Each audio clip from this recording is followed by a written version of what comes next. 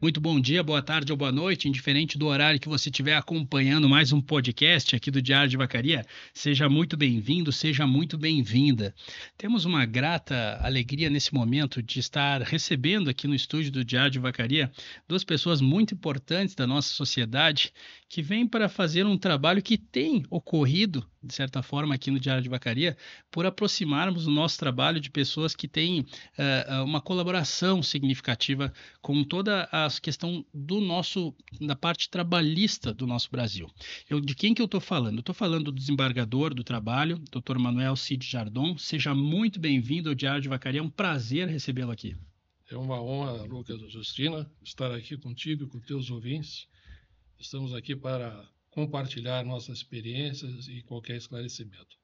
Também estou recebendo o juiz do trabalho, Dr. Charles Lopes Kuhn. Seja muito bem-vindo, Dr. Charles. É um prazer recebê-lo no Diário de Vacaria. Lucas, o prazer é todo nosso. É uma satisfação estar aqui falando contigo e com o teu público aí, que é diferenciado e é certamente atento aos temas da sociedade. Estamos aqui para contribuir, para dar a nossa versão e a nossa contribuição naquilo que a gente pode, né? Obrigado, doutor Charles. Doutor Manuel, gostaria de conversar com o senhor. Primeiro, pela sua apresentação, ela carrega realmente assuntos tão importantes que eu gostaria de abrir um parêntese, inclusive começando por ela. O senhor é gestor regional do Programa Nacional de Enfrentamento ao Trabalho Escravo e ao Tráfico de Pessoas e de Proteção ao Trabalho do Migrante no Tribunal Regional do Trabalho. Quando a gente fala, né, essa amplitude desse nome, a gente está envolvendo aí, dentro desse guarda-chuva gigante, uma responsabilidade imensa, uma responsabilidade que impacta diretamente a vida de milhões de pessoas. Primeiro, eu queria que o senhor contasse um pouquinho para nós como que é o exercício dessa função. Lucas, eu sou juiz há 33 anos, desembargador do tribunal. Passei por várias experiências antes de ser desembargador, fui convocado.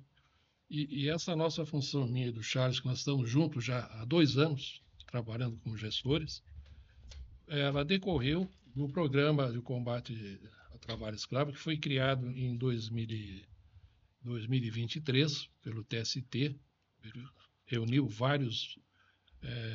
uma comissão, audiências, pessoas, historiadores, juízes, que pudessem fazer um protocolo. E em agosto de 2024 foi promulgado um protocolo sobre o trabalho escravo, que é um protocolo que não só orienta os juízes, como toda a sociedade.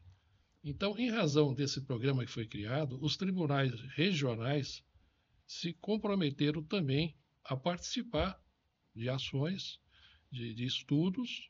Então, nós fomos nomeados gestores e nós temos missões, temos que fazer planejamento, temos que estudar, temos que participar de eventos.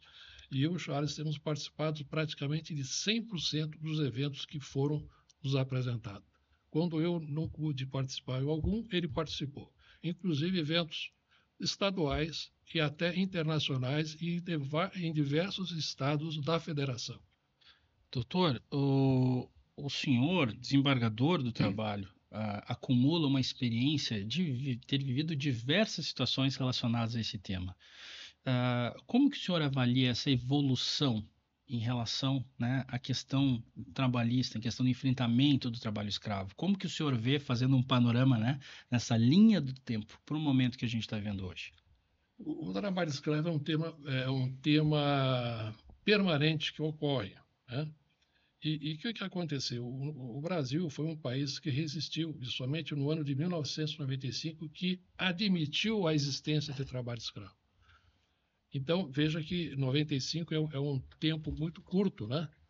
E logo a seguir, em 2003, houve a promulgação do primeiro Plano Nacional. Nós temos até agora dois planos, um em 2003 e um em 2008, e agora estamos no terceiro que está em elaboração, que precisa ser atualizado toda a estratégia de políticas de combate à escravo. Né?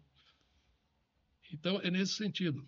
Então, nós também fazemos parte dessas alterações. Nós não só acabamos aplicando aquilo que já está pronto, como temos a obrigação de estar aprimorando, de examinando todas essas digamos assim, resgates que ocorrem, vários fatores, né? Analisando as diferenças regionais que acontecem de cada um. Bacana.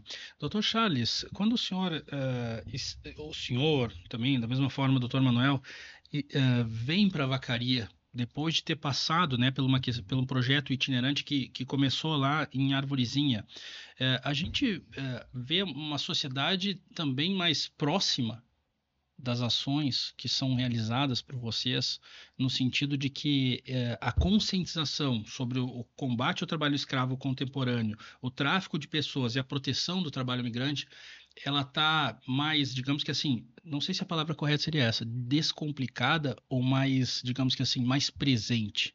A gente está sentindo isso? Essa é a proposta do trabalho que vocês estão trazendo? Isso, a ideia é estruturar melhor esse combate, né? Desde que surgiu o compromisso, o Brasil, né, parte disso que o desembargador Jadão estava falando, o Brasil foi processado internacionalmente por não combater adequadamente o trabalho escravo e assumiu o compromisso de fazer ações nesse sentido, de criar um plano, de criar uma estrutura e de realmente não tolerar mais esse tipo de acontecimento no país. E a partir daí foi se estruturando, foi se fazendo diferentes planos, diferentes projetos, diferentes programas. Nós fazemos parte de um programa que é de todo o Poder Judiciário, mas ele é em cumprimento a uma coisa maior, porque lá da ONU tem os planos, né? O 2030, que é do trabalho de um crescimento sustentável, um desenvolvimento que inclua todas as pessoas, e parte deles, no 8, né? O compromisso 8, que o Brasil também tem que honrar, é combater o trabalho escravo e o trabalho que não seja decente. Hoje, aqui em Vacaria, a gente vai ter uma tarde com diversos painéis. O objetivo que a gente tem dentro desses painéis é justamente com que essas lideranças da região tenham um acesso que vai continuar acontecendo, ou seja, cada vez mais a gente vai ver essa resposta mais curta, mais próxima, no sentido mais educativo, ou seja, mais preventivo do que, não sei se a palavra seria corretivo, é O isso? repressivo, né? As duas coisas andam junto, na verdade, né? Nós temos estruturas no Estado diferentes, temos o Ministério do Trabalho e Emprego, que faz a fiscalização nos locais de trabalho, tanto em relação ao trabalho escravo, como ao trabalho seguro, como, né, em diferentes regiões do Estado, pelo país inteiro, o Ministério do Trabalho faz isso. O Ministério Público do Trabalho, ele pega essas informações, essas situações identificadas, entra com ações para reparação de danos coletivos, para que se pare, para que se cesse determinada conduta. E o Poder Judiciário vai julgar lá no fim o processo, né? Só que o Estado brasileiro, com parte desse compromisso, não cabe mais um Estado inerte, nem um Poder Judiciário inerte. A gente tem que também construir, como tu está falando, culturalmente, tentar que a gente consiga conscientizar as pessoas e nós mesmos. Sabe que essa atividade que a gente vai fazer hoje de tarde, a colega do Ministério do Trabalho, ela traz fotos de resgates, de relatos de como eles encontraram as pessoas. São coisas impactantes e que, antes de nós estarmos no programa, nós não tínhamos contato com isso. E os nossos colegas juízes do trabalho não temos contato com isso normalmente. Então, nós temos que fazer atividades para fora, para a sociedade, para conversar com a sociedade, para aprender com a realidade da sociedade e levar para a própria sociedade o que está acontecendo nela, ela não sabe. E para nós, juízes do trabalho também, para os nossos colegas, nós passamos informações, nós conversamos e nós estamos começando a construir ações, né, do desembargador Jadão, para que todo mundo também enxergue o que está acontecendo, porque é muito fácil cada um de nós seguir a nossa vida e não ver, né, o que está acontecendo, às vezes, perto de nós.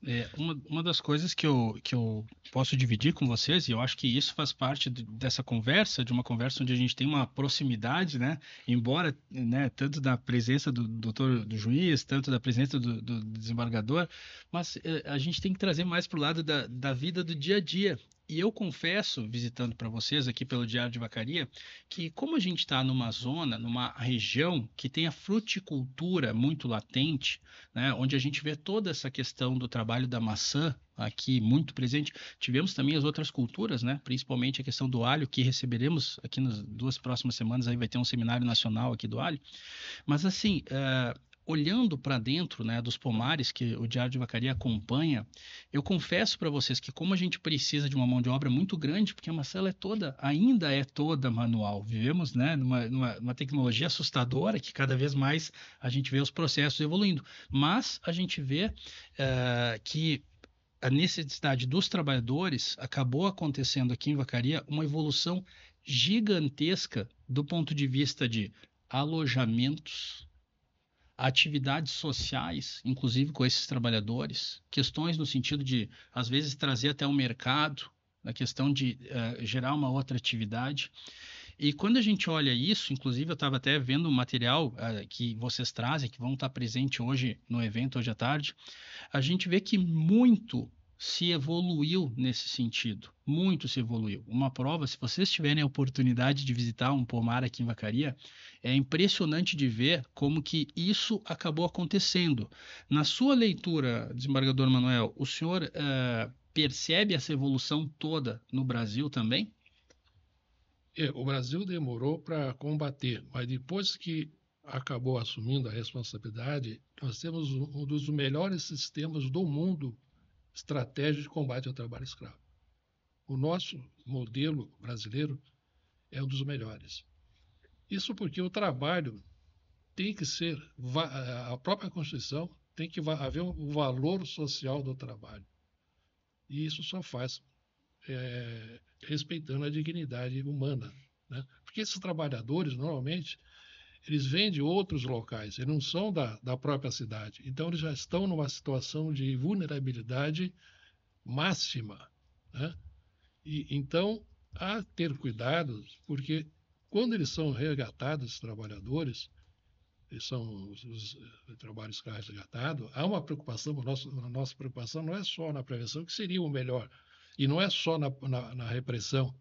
Nós temos também a obrigação de dar atenção a eles depois dos pós-resgates. E o Estado não tem, economicamente, meios econômicos de conseguir, porque tem que receber a trabalhista, tem que receber a passagem para voltar para o seu local. E a preocupação é de não reincidirem novamente nessa escolha de trabalho escravo. Uma das coisas que me chama a atenção também, eu gostaria de tentar entender sobre isso, doutor, é que alguns casos que aconteceram no Rio Grande do Sul recentemente, embora eles sejam isolados, a própria sociedade já não aceita mais isso. Ou seja, a gente passou a. Eu não sei qual seria a melhor palavra para colocar, no sentido não é, eu não sei se seria discriminar essa discriminação. Isso é uma evolução não só do aspecto da própria instituição, do próprio judiciário, do ponto de vista de ter encontrado um resultado, mas ou é uma própria evolução da sociedade que, na sua grande maioria, não aceita mais isso. O que o senhor acha, juiz? Só que eu vou falar sobre isso, se puder falar um pouquinho sobre o que tu falou antes, que eu achei muito interessante, da evolução também da situação aqui de Vacaria, né? Você vai ver o nosso ano passado que nós tivemos na região de produção de erva mate e aqui na região de produção de maçã, entre outras coisas, tem uma característica comum que é a safra. E aí a safra tem um aporte considerável de trabalhadores em um período específico e no resto do ano, ou em 2, 3 vezes no ano, não tem tanta necessidade. Isso prejudica um pouco essa organização. É difícil para o produtor, para o empresário conseguir fazer essa organização. E aí nós notamos, sim, quando estávamos pesquisando justamente para vir para a Vacaria, eu, por exemplo, dei conta com o trabalho da Funtrab de Mato Grosso do Sul, porque aqui tinha muito trabalho de trabalhadores indígenas, né? E eles fazem um serviço de trazer essas pessoas para cá de ônibus, já documentada a relação, porque existe a figura de trabalho de safra na CLT, com todo um cuidado de ida e retorno, de como é que vai ser feito o pagamento e tal. Isso é uma evolução tremenda, é isso que se quer. Se quer que o Estado, que os produtores, que os trabalhadores tenham essa interação de uma forma saudável e que funcione, né? Agora, a gente sabe também que tem os empresários, empresas paralelas que vivem do ilícito e que apostam no descumprimento para receber um lucro, inclusive concorre com os outros que fazem tudo certinho de forma desleal, porque eles não têm o custo que os outros têm, né? Sim. E aí nós encontramos essa questão do indígena um pouco mais equalizado, mas agora começa a chegar aqui na região, em todo o estado, trabalhadores argentinos. Uhum. Do ano passado, a Polícia Federal nos falou num evento que nós tivemos que de um ano para o outro, o número de argentinos que entraram no estado do Rio Grande do Sul de forma legal aumentou 1 milhão de pessoas. Claro que parte é para turismo, mas parte também é para trabalhar. Entra como turista e vai trabalhar. E tem muitos que entram de forma informal e clandestina. E aí, nossa sociedade vai ter que dar conta disso, né? Ou a gente faz um esforço novo para conseguir estruturar, né? E conseguir melhorar, ou a gente vai acabar reincidindo nos mesmos, retrocedendo e fazendo. E sobre a sociedade, então, né? Segunda teu comentário, né? Sobre que a sociedade não tolera mais. Eu acho que é importante esse tipo de ação como a gente está fazendo hoje, mostrando o que está acontecendo, conversando, mostrando que existe a forma legal, existe a forma duvidosa e existe a forma ilegal.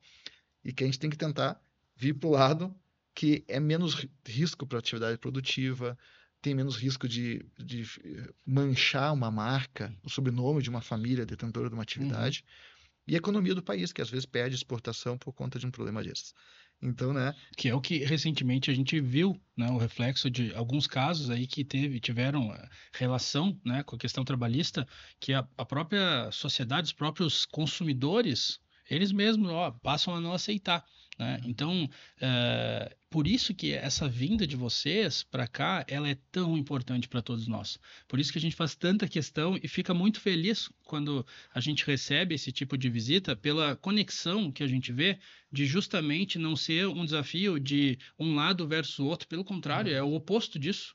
É o sentido de a gente completar essa evolução. Por isso que a gente vê a questão da sociedade, porque muitas vezes a gente joga a responsabilidade só no judiciário, né, e deixa a sociedade do lado dessa conta. É a famosa reunião de condomínio. Ninguém participa, mas depois todo mundo reclama quando aquilo que foi decidido não evoluiu, né? E aí que surge essa pergunta para o senhor, desembargador, que como que o senhor vê a questão da mudança da sociedade? Você fez uma pergunta interessante. Nós, eu e o Charles, quando fazemos esses eventos, acabamos visitando empresas também. E a resposta, digamos assim, é agradável. Empresas comprometidas com a sociedade, comprometidas com os seus trabalhadores. Isso é importante, ver que o empresário também está mudando, né? Empresas que realmente têm. Nós tivemos em Arvorezinha, tinha uma empresa lá, indústria de mate, que ela tinha do lado de fora, antes de entrar na empresa, um espaço aberto 24 horas, com sofá, com chimarrão, com banheiro. A pessoa usava ali, qualquer um, não tinha que dar explicação, podia usar o banheiro, tomar o mate, tomar água, sem pagar nada.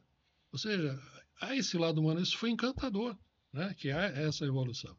Agora, o que acontece em algumas empresas é que, infelizmente, a terceirização no Brasil tem evoluído. E aí muitas empresas contratam mediante empresas terceirizadas que acabam, intenção ou não fiscalizando. Por exemplo, em Bento, a empresa terceirizada pagava 6.000 e quase 500 para a empresa que contratou, e para o empregado não chegava pouco mais do salário mínimo. Então, como houve esse retrocesso na legislação trabalhista, podemos dizer que essas reformas trabalhistas retrocederam contrário ao trabalhador por causa da terceirização usada de forma muito alargada. Algumas empresas acreditaram, né, e não fiscalizaram, e aí por isso que houve um pouco o índice maior de encontrar trabalho escravo. Por isso que o Charles falou também na cadeia produtiva, porque às vezes são várias empresas, 3, 4, 5, uma contratando a outra seguidamente. Um ponto importante também, conectando com o que o Dr. Charles falou, que está presente na sua fala, é que quando a gente vê uma evolução do ponto de vista, a questão da terceirização, né, ela ficou mais ampla, mas da mesma maneira como ela surge a beneficiar vários processos, existe aquelas, eu não sei se a palavra certa seria oportunistas, mas aquelas pessoas que encontram naquele vácuo de uma responsabilidade de cada um e fazem ao seu uso o que entendem. E isso acaba prejudicando todo um processo, né? E isso é um reflexo de quando a gente coloca para a sociedade essa alternativa? O que o senhor acha, doutor? A terceirização, como é que, às vezes dizem que alguma coisa é o jeitinho brasileiro, que alguma coisa. Eu acho que a terceirização é muito próxima do jeitinho brasileiro. Porque, claro, às vezes é necessário uma atividade especializada, né? Uma atividade assim que, por exemplo, uma construção de um veículo, que não é montadora, não vai fazer ou confeccionar o vidro, não vai confeccionar uma peça diferenciada do motor, eletrônica. Agora, às vezes se usa isso como forma simplesmente de não me preocupo com isso. Isso aqui eu vou pagar aqui para esse aqui vai cuidar disso e eu saio fora. Ou esse aqui vai contratar um outro ainda que vai fazer e daí assim vai indo. Só que hoje, internacionalmente, já está se construindo e já está bastante forte essa tendência de vir uma norma internacional sobre isso. E na jurisprudência internacional já existe a responsabilização pelo topo da cadeia produtiva. Quem está lá em cima e que tem o lucro de tudo isso, de toda essa cadeia produtiva, ele não pode mais dizer assim, ó, eu não sei o que está acontecendo lá embaixo porque não fui eu. Porque ele teve a ideia de delegar para outras pessoas fazerem e não cuidou o que estavam fazendo. E aí, no fim, isso vai respingar nele. E hoje em dia, a gente tem os tribunais judiciais, a gente tem os tribunais internacionais no que o país pode ser. Nós temos o tribunal da internet, né? De um dia, de uma hora para outra, pode cair na internet o nome de uma marca ou imagens que hoje todo mundo consegue fazer no celular e pode prejudicar o empresário de uma forma que ele nem está contando quanto prejuízo pode ter. E é por isso que a gente tem que tentar evitar esse tipo de coisa. Porque, primeiro, tem um sofrimento humano ali, tem pessoas que morrem, tem pessoas que desaparecem, tem pessoas que ficam sofrendo a vida inteira sem comida, sem água, trabalhando no lugar ermo, sem saber onde está. E a gente acha que isso não existe, existe aqui no nosso estado, existe. E aí tem também a questão que a atividade produtiva tem que se proteger. Se a gente quer crescer, quer um país desenvolvido, quer uma sociedade próspera, a gente não pode correr o risco pelo acaso. Eu vou tentar lucrar aqui e não vai dar nada. Não, não pode ser assim. A gente tem que crescer em faço firme, a gente tem que fazer as coisas direito, documentar ao máximo, que daí a gente consegue não ter surpresas negativas, né? Doutor Manuel, eu gostaria muito que o senhor deixasse uma mensagem para nós, do ponto de vista de uma pessoa que é desembargador do trabalho, que tem toda a experiência que o senhor tem.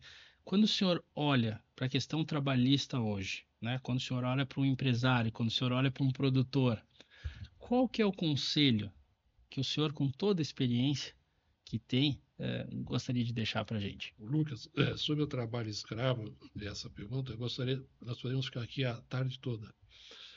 Eu, como juiz, e eu uso isso nas minhas decisões, eu procuro ouvir todos os lados e deixar a marca de que ouvi o trabalhador, ouvi a empresa, todos os atores. E quando a gente trata de trabalho escravo, não existe uma coisa melhor se a gente não se colocar no lugar do outro, de ter empatia e compaixão. Recentemente eu estive lá em São Luís e ouvi o depoimento desse caso, mas a gente já ouviu outros, tivemos acesso a ouvir outros resgatados, que foram resgatados.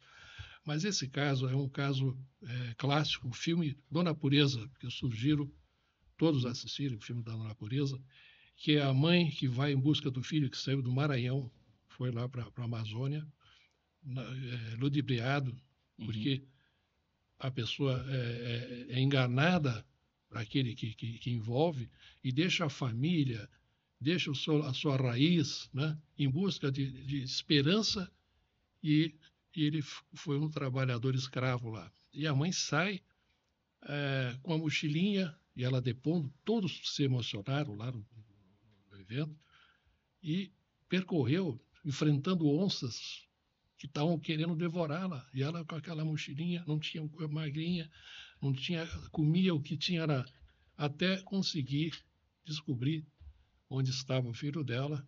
E ele acabou saindo lá da fazenda durante a noite, esperar o segurança lá dos proprietários dormir e cochilar, e conseguiu pela mata e sair. Então é preciso compreender isso, que o Charles falou, essas pessoas que não... Aqui agora há pouco tempo, em Arvorezinha, né, é uma ação que saiu, os empregados, alimentação, frango estragado, banheiro sem condições. Então nós temos que colocar no outro.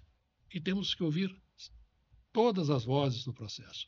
Eu entendo assim, temos que ter uma relação dialógica, analisar o que é a favor e o que é contra. Demonstrar essa relação dialógica, isso é importante.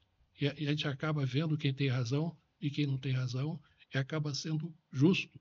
E se a gente não ouvir sempre o outro, se colocar no lugar do outro, do empresário, inclusive, a nossa preocupação não é só aproximar a justiça do trabalhador, dos empresários. Também nós, juízes, estamos se aproximando.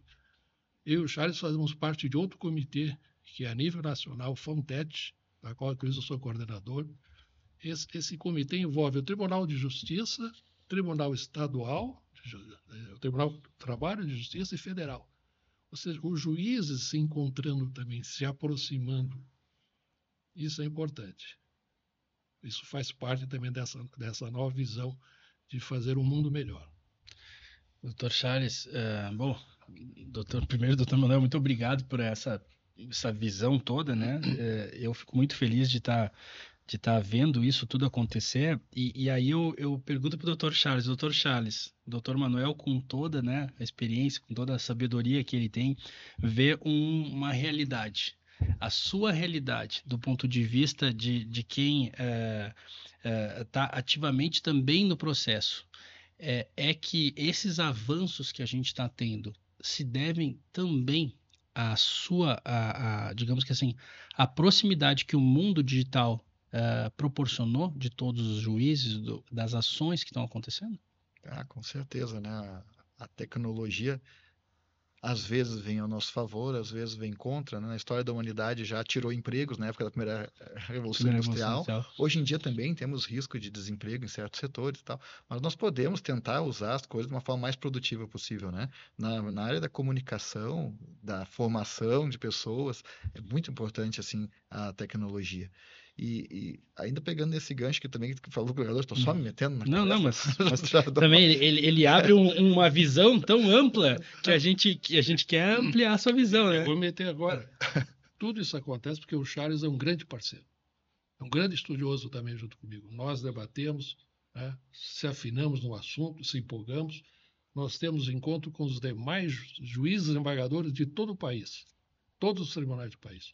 Nós fazemos encontros nacionais.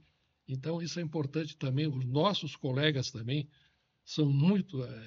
É muito agradável debater com os colegas, porque também são construtores nisso. Um motivando sempre o outro.